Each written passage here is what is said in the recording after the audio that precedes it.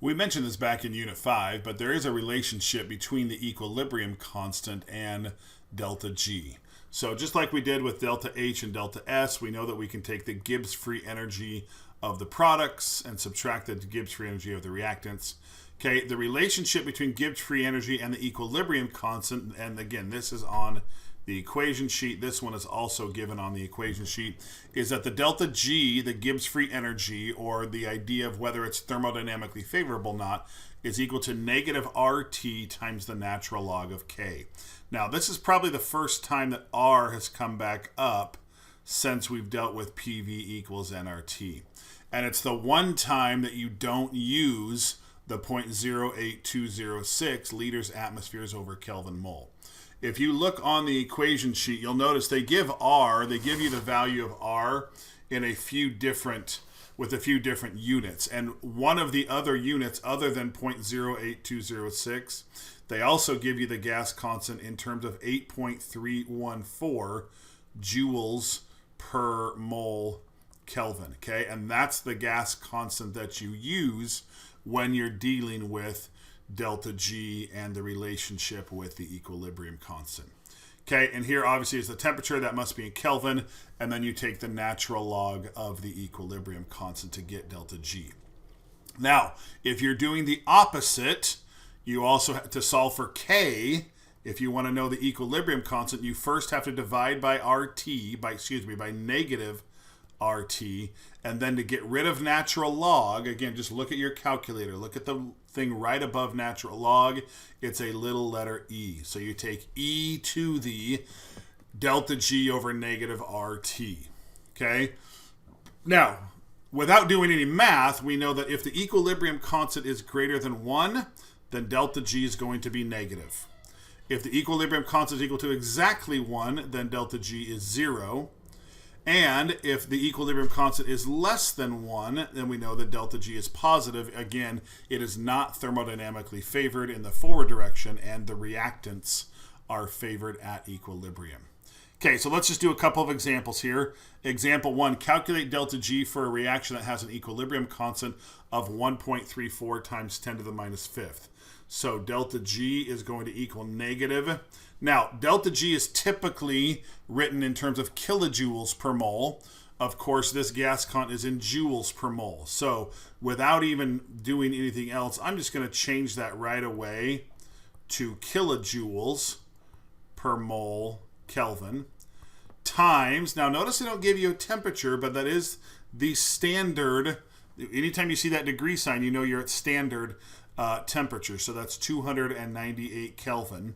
Okay, and remember, that's a good thing to remember is that remember that the standard temperature and pressure, STP, with gases is 1 atm and 273 Kelvin.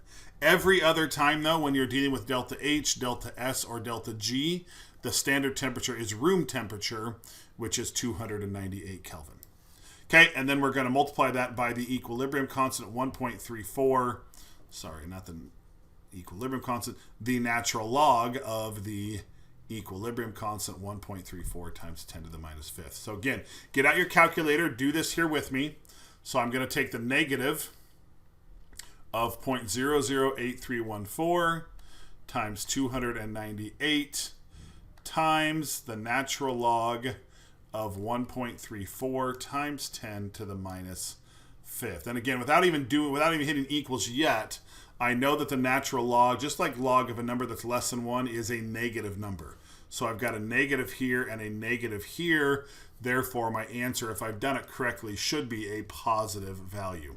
And again, we know it should be positive because the equilibrium constant is less than 1. If the equilibrium constant is less than 1, then delta G should be, if we've done it correctly, a positive value. Okay, and delta G does equal a positive 27.8 kilojoules per mole, and that gives us our positive answer we were looking for. Okay, now let's do the opposite way. Calculate the equilibrium constant if they give you delta G. Okay, so delta G, again, so the equilibrium constant is going to equal E to the negative of, and be careful with this double negative here, because again, you've got that negative 0.453, but remember, it's there's this negative sign here as well. So e to the negative of negative 0.453. So that's our top part there. That's our delta G over R. So 0.008314. And I'm leaving out units here because with the equilibrium constant there are no units. And then the temperature, which again we see that degree sign, we know we're at the standard temperature.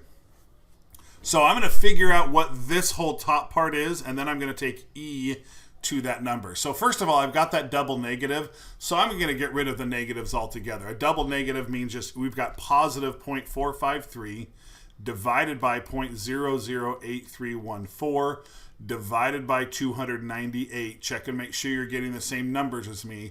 I get 0.18284, blah, blah, blah. Okay, now I'm going to hit the E, and then I'm going to raise it to the power of that answer without having to type it in again, and the equilibrium constant equals 1.20. Okay, and again, does that make sense? Our delta G value is negative, so therefore our equilibrium constant should be greater than 1, and it is. Okay, and then the last thing, just knowing how all of this relates to solubility. Nothing huge here, but remember that when you dissolve something, when you put something into water, that three things have to happen. First of all, the thing you put into the water called the solute has to separate.